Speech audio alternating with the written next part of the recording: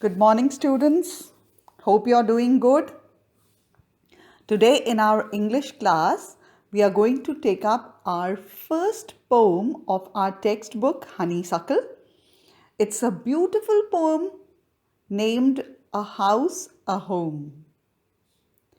You all know what a house is and what a home is.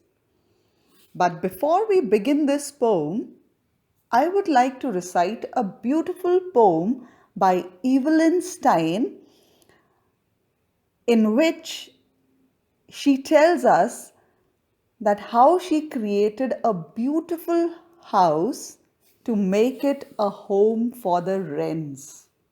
Wrens are small brown birds. So the poem is The Wren House.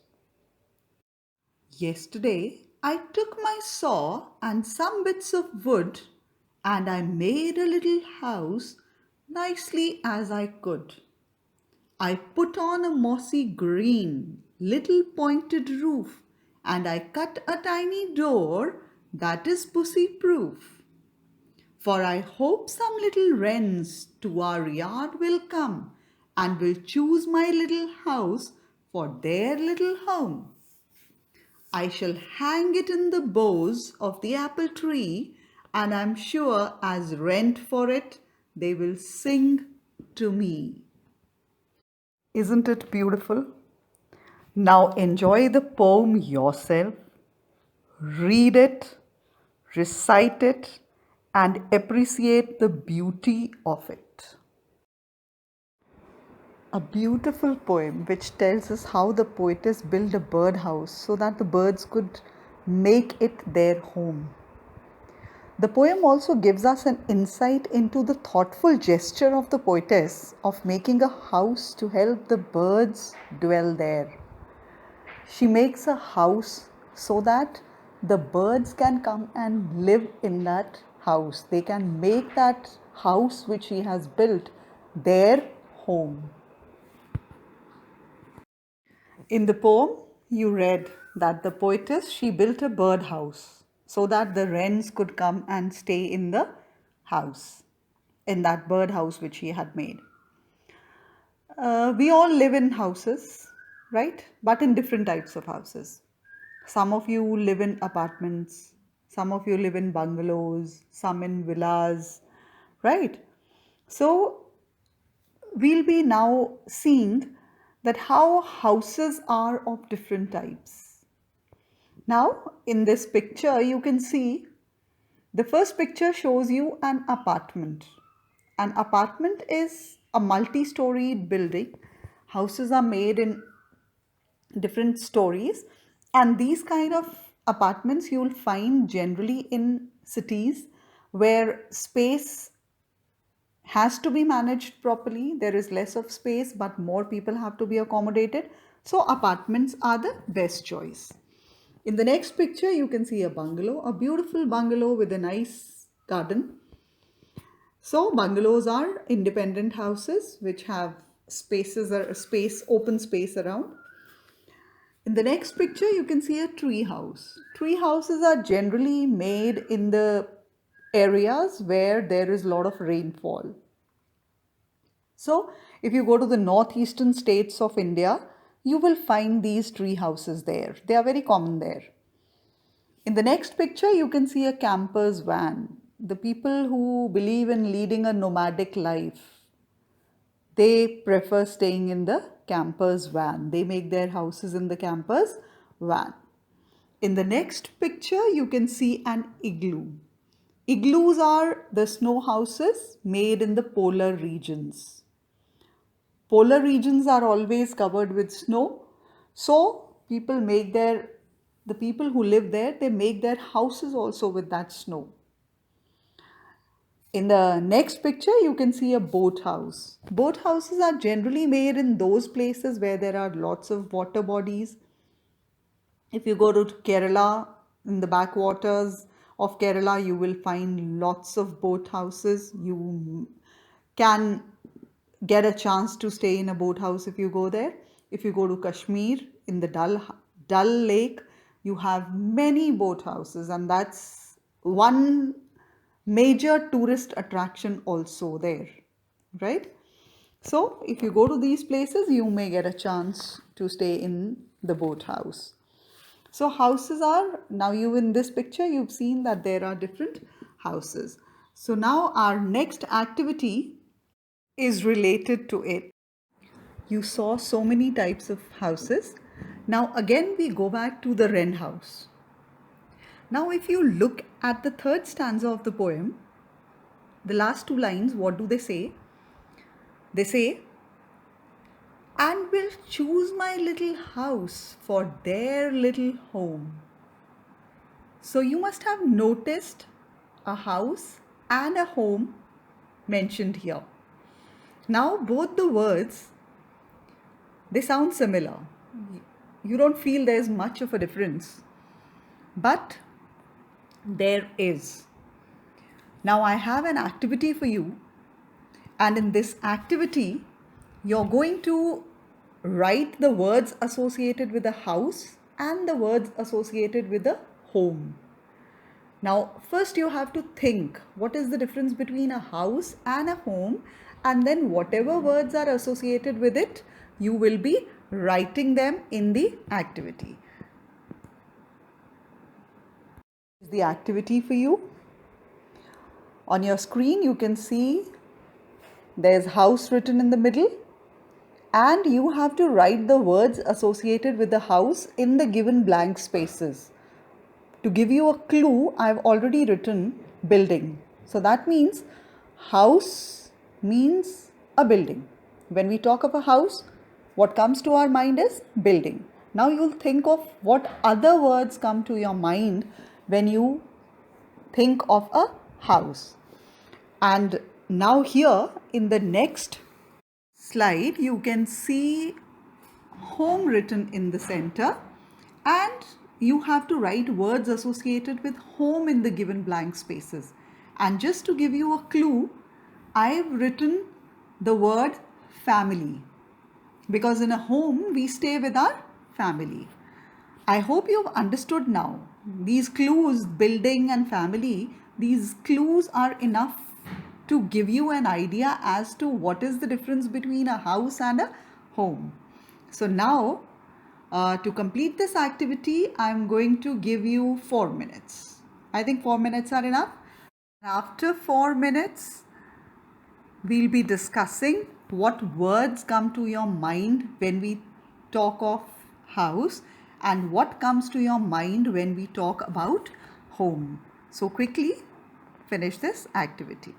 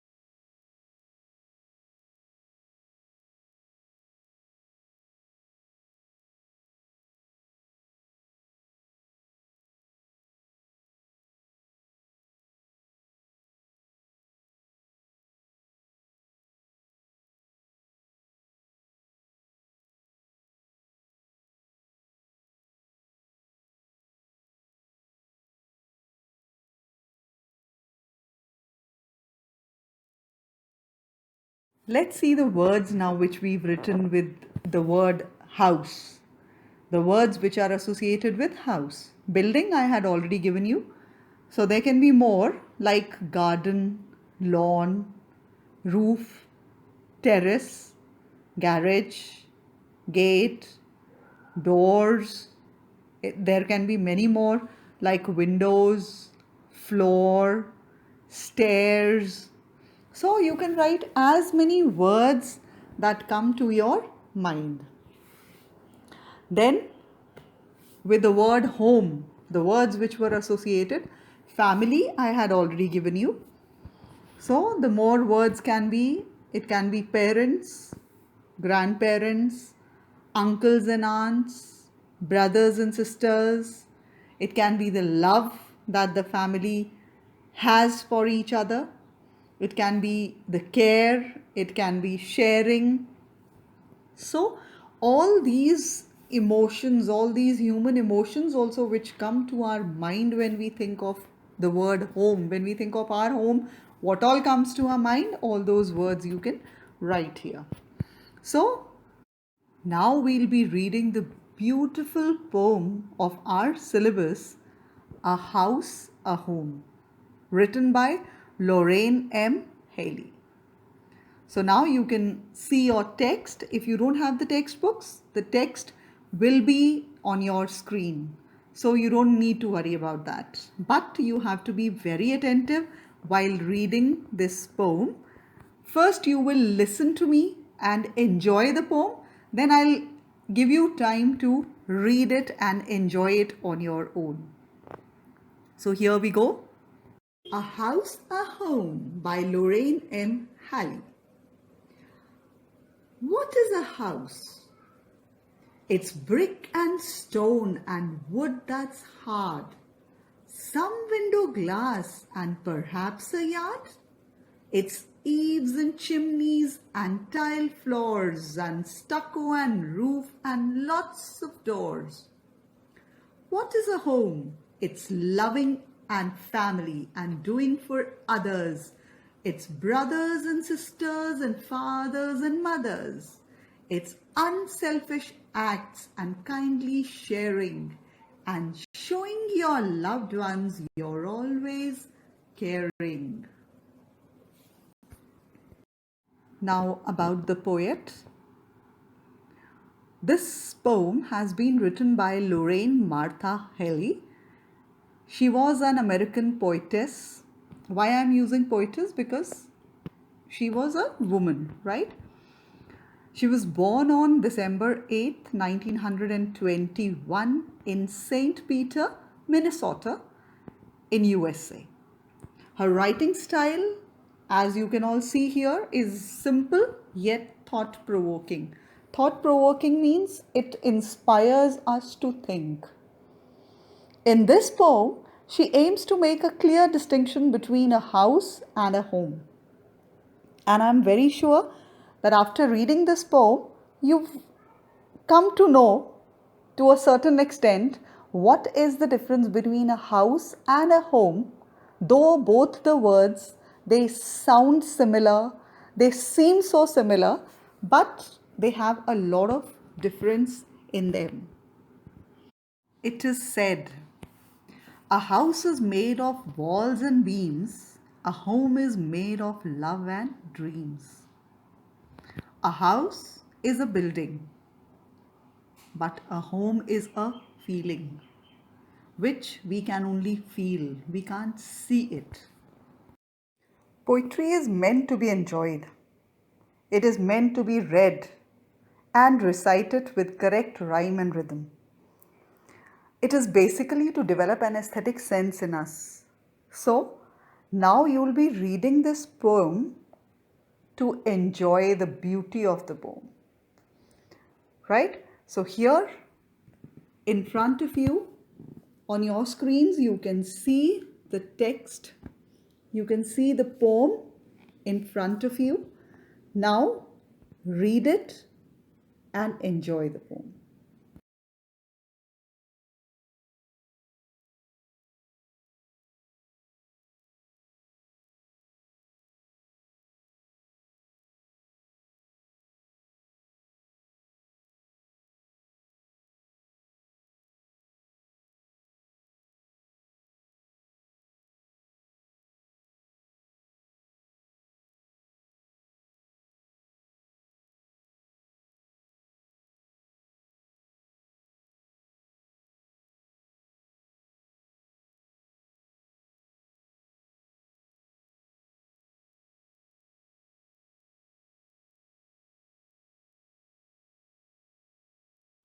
While reading the poem, you have an activity also which you have to complete. There are two columns. One is house is made of, and the other column is under the heading home is made of. And below that, you have a few words which are associated with both of them. So you have to classify these given words and write them in the correct column in the table. This is the activity that you will be doing. So enjoy the poem and complete the activity.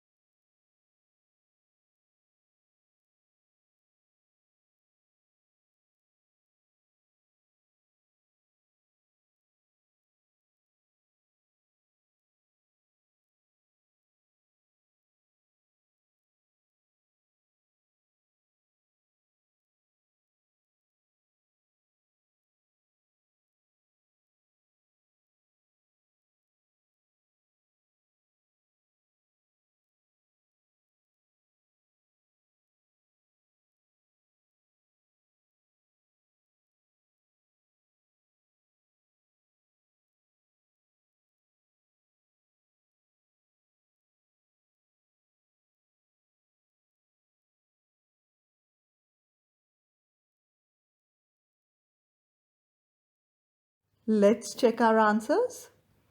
So, the first column, house is made of. So, the answers are bricks, stone, cement, wood, and door. Right? And home is made of family, love, care, kindness, and help. I hope you've checked your answers. Now let's see the new words that we've come across in the poem. Chimney. Chimney is a hollow structure that allows the smoke from a building to escape outside. In the earlier days, the houses used to have chimneys. These days, we don't have chimneys. These days, we have electric chimneys, which are there placed just above our gas stove. You must have seen those. Then, yard. Yard is a unit of measurement. We measure in yards, and also the yard is the open area in the house. It can be in the front, which is known as a front yard, and it can be at the back of the house, known as the backyard. That is the open space left in the house. Then is stucco. Stucco is a fine plaster that is used for coating wall surfaces. You must have seen the houses being built, and you've seen there that how to make the walls smooth, to give them a finish. A fine plaster is coated on them. Then is eaves. Eaves are the overhanging edges of the roof that meet the walls of a building. These edges are left overhanging to give it a protection to save them from the rainwater to enter inside the house. So it's basically those edges are left overhanging with a purpose in mind, that the rainwater, that splash, should not come inside the rooms. Then comes the next word, that is unselfish. Unselfish means willing to put the needs of others before one's own needs.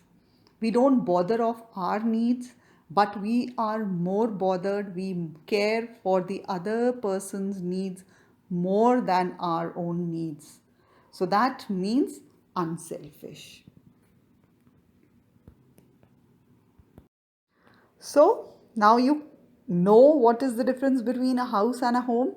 You've seen how beautifully the poetess has explained to us the difference between a house and a home. How a house is made into a home.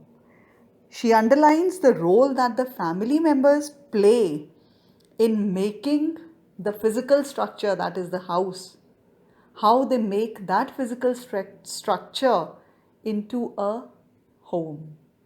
Lifeless structure is given life by the love and the care of the family members. So now we'll quickly give a glance to what we've learnt in this lesson. Now, the poem is written by Lorraine M. Helly. You all know that. The poetess, through her poem, enlightens us that the house and home are two words that we use interchangeably. However, they are very different. This in the very beginning also I've told you. So now we are just revising it. Then, while the house implies the raw material, the structure and the building, home is all about family, love, sharing, caring, and being selfless. So, thus, the family is what makes a house a home. Now is the time to wind up our lesson for today. But before winding up, how can we forget the assignments? So, the assignment for today is, here you can see there's an activity where we have to make a list of things that you see in your house. Is it clear? One I've already done for you. I've written bed. So you can write as many as you want. You just don't restrict to these many columns which I have made here. You can write as many items, as many things that you want to write. And there's a question for you which you have to answer. The question is, write any three differences between a house and a home. So the choice is now yours. You can write any three differences that you find between a house and a home. Now you've read the poem, you know, you have knowledge, yourself also. So, with your own knowledge as well as what you have learned today, you can answer this question. So, with this, we come to the end of today's class, and we will be meeting in the next class with the same lesson. I have many more activities for you from the same poem. So, see you in the next class. Thank you so much, and do your assignments. Complete all those assignments. Thank you.